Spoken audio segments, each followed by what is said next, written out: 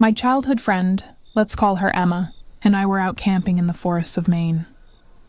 We were both pretty experienced campers, although this was Emma's first time camping at this particular site. I'd been here several times before, so I knew the trails well. We hiked down a long trail for hours until we reached a clearing in the woods, where we set up our camp. It was around 6 p.m. when we arrived. After pitching our tents and gathering firewood, we lit a cozy campfire, cooked our food, and cracked open some beers as the sun slowly set behind the trees. The night started calm and relaxed. About 2 hours into the night, we heard a noise beyond the glow of our campfire. Something moving in the darkness, just out of sight. We scanned the area carefully but couldn't see anything. Nothing else happened after that. So we guessed it was probably a small animal scurrying through the leaves. Honestly, if this had been it, I'd have barely remembered it. These kinds of sounds are pretty normal when camping in the wilderness. After a couple more drinks, we called it a night and went into our tents, falling asleep quickly. The next morning we woke early and headed to a hidden pond nearby. It was secluded and beautiful, surrounded by thick trees with a mini waterfall running into it. We spent hours there before returning to camp to rest and eat. I even took a short nap. Later, around 6 p.m., it was clear we needed more firewood since most dry sticks had been used up. While I gathered wood, Emma decided to take a walk around the area to explore and promised to pick up some sticks on her way back. She often enjoyed moments alone in nature, so I didn't think much of it. I collected enough firewood and waited for her to return. As the sun dipped lower, I started to worry since it had been unusually long since she left. Emma was experienced enough to know not to wander too close to nightfall. We had satellite messengers to keep in touch since there was no cell service. I checked mine to send Emma a message and saw she had already messaged me saying she was lost but found her way back to the pond. I told her to stay put and I'd come get her. It was now a race against fading light as I hurried towards the pond. Halfway there, I received a chilling message from her. I see you. Confused and startled, I looked around but didn't see her. I told her I wasn't there yet and urged her to stay put. When I reached the pond, she wasn't there. Panic gripped me as my last message to her remained unread. I called out her name into the growing silence. The sun was nearly set, and the forest darkened around me. With no sign of her, I decided it was best to return to camp and reassess the situation. As I neared the clearing, I saw the flickering firelight and someone standing by the campfire. Relief flooded me, until the figure moved and sprinted away into the woods. My heart pummeled my chest. That wasn't Emma. I kept sending messages, growing more scared. Moments later, Emma burst from the trees, terrified but relieved. She told me she'd encountered the same woman, who had a strange, twisted smile and seemed completely unnatural. Emma tried asking for directions back to the trail, but the woman gave no answer and kept walking toward the woods with an eerie grin. Panicked, Emma fled back toward the fire, got lost again, but finally found the campsite. We packed up quickly and left. Every time I think back to that trip, I remember those sounds outside our campfire. Completely unaware of what was watching us, it terrifies me still. We talk about it often, but never plan to return. I needed to get away, just for a few days. The city life had become suffocating. The noise, the crowds, the endless rush. So, I opened the map on Airbnb and searched for something secluded, cheap and quiet. The little cabin rental I found was nestled deep inside a small town called Hollow Creek, 6 hours drive from my place. It was an old cabin, surrounded by a dense forest with no other houses nearby. It looked perfect for peace and solitude. The drive was long and mostly through winding roads cloaked by towering trees. As I approached Hollow Creek, the roads became emptier. No cars, no signs of life. The town itself felt frozen in time, with shuttered shops and dusty streets. Every so often, I passed a few locals whose cold, guarded stares seeped through the windows and followed me wherever I went. Even the grocery store was hauntingly empty, and I could feel eyes fixed on me from every shadow. I forced myself to shrug off the uneasy feeling. I was here to escape, not to make friends. I stocked up on food and drinks quickly, and headed back to the cabin just before dusk. The cabin door creaked open under my push, its wood aged, weather-beaten, and covered in strange knots and scratches I hadn't noticed in the photos. Inside was sparse but cozy enough, a stone fireplace, dusty wooden floors, and windows that rattled faintly in the breeze. That first night the storm rolled in hard and fast, thunder booming through the sky. Rain lashed against the windows, hammering the roof with relentless force. I sat wrapped in a blanket on the old couch, a dim lamp casting wavering shadows.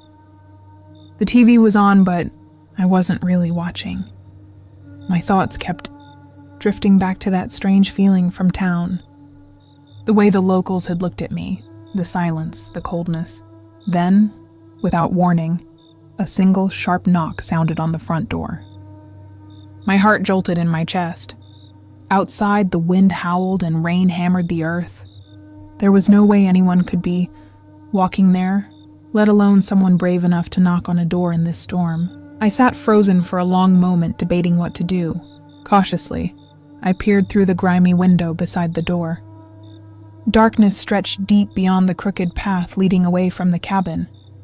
No figure, nothing but rain and shadows.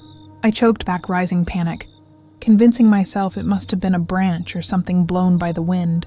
I backed away and buried myself in the couch, hoping the storm would drown out the fear.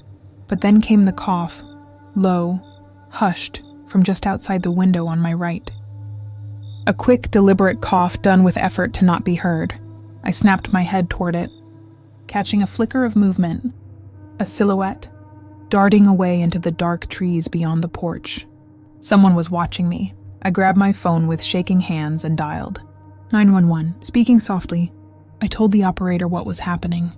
The noise, the knock, the feeling of being stalked. My voice broke under the weight of fear. Minutes later, a police cruiser's headlights pierced the curtain of rain, and an officer arrived briskly. I flung open the door, still soaked and trembling, and relayed my story.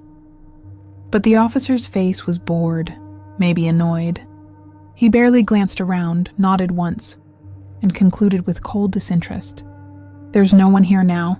If anything happens, call us again." He didn't take notes, didn't seem to care. His gaze was heavy, cold, like a shadow lurking inside him. I watched him leave, head down toward his car, an engine roaring to life. Left alone, the storm seemed louder, angrier. The cabin's walls creaked and sighed.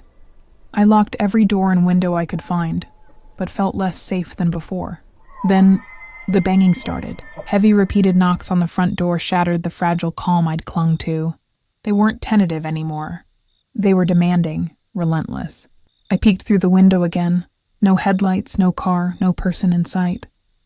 My heart pounded in my throat. I scrambled to pack my bags in frantic silence, preparing to leave immediately. The knocking stopped as suddenly as it began. I crept to the door and eased it open just a crack, nothing. No footprints in the mud, no sign that anyone had been outside seconds ago. I stood frozen for a moment, then saw something out of the corner of my eye. Movement at the side window. Pale, dark, and slow. Someone lurking in the shadows, waiting for me to slip. Panic surged through me.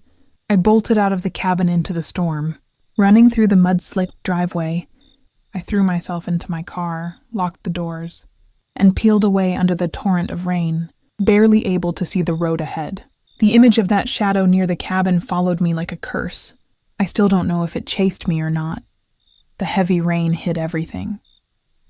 I drove for hours and hours, straight out of that forsaken town, not stopping until I was safe and far away. That night broke something inside me. It wasn't just the storm or the knocks or the shadow. It was that feeling. Like the town of Hollow Creek was holding secrets darker than its empty streets. Like everyone knew and didn't care who came or left. I don't know what I ran from that night, but some part of me still hears the knocking whenever rain falls. About 7 months ago, I got an unexpected call from my longtime friend Jasmine.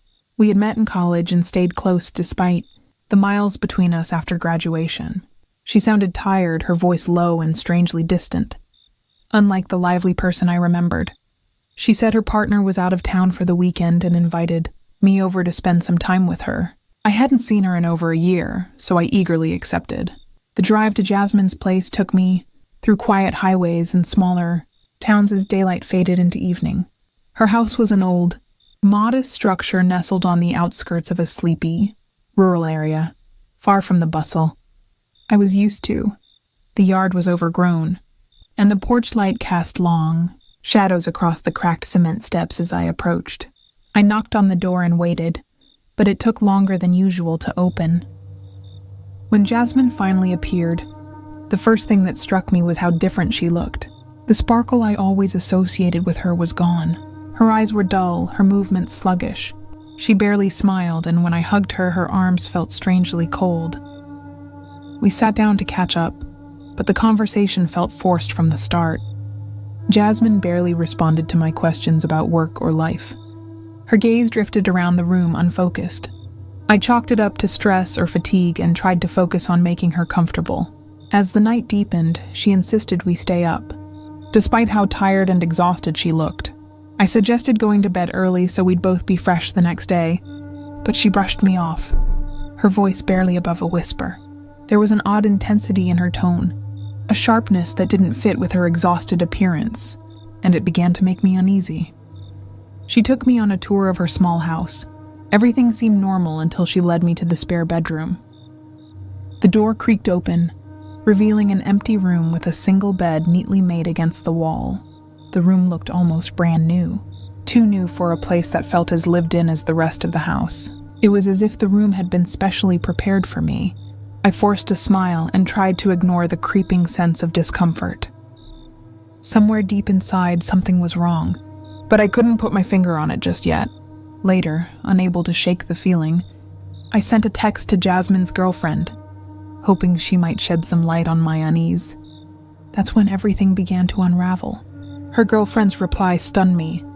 They had broken up months ago, and she had moved out 4 months earlier. Jasmine's story about her partner being away all weekend was a lie. Questions flooded my mind. Why had Jasmine lied? What was she hiding? The pieces didn't fit. I told myself to calm down. Maybe Jasmine was going through something difficult. Maybe she needed someone. Still, I decided to keep an eye on her just in case. Later that night, as I prepared for bed, a shadow caught my eye, standing just behind the bedroom door, barely visible in the faint light. My heart skipped a beat as the shadow moved away slowly, almost deliberately. I filled myself with courage and stepped into the hallway. Jasmine's bedroom door was eerily open. Stepping closer, I noticed something new. A heavy deadbolt lock screwed onto the back of the door, something that hadn't been there before. My stomach dropped. She'd just installed it. My mind raced with dark thoughts about why. The house fell silent except for the faint creak of floorboards. Then footsteps echoed behind me. Turning quickly, I saw Jasmine standing there, the same tired, blank expression haunting her face. She called my name softly, her voice hollow, and I felt a cold shiver run down my spine. Without answering, I scrambled towards the front door. Before I could reach it, she grabbed my arm in a grip that was too tight, almost unnatural. I pushed free and dashed out into the night. I didn't stop running until I was in my car, doors locked, engine roaring to life. During the long drive home, my thoughts spun wildly. I realized I had no idea who this person really was, or what she'd planned with that lock on the door. Days later, Jasmine blocked me from all contact. The friendly woman I'd known was gone. I'm still haunted by the question, what would have happened if I'd stayed? What darkness lurked behind that locked door with her inside?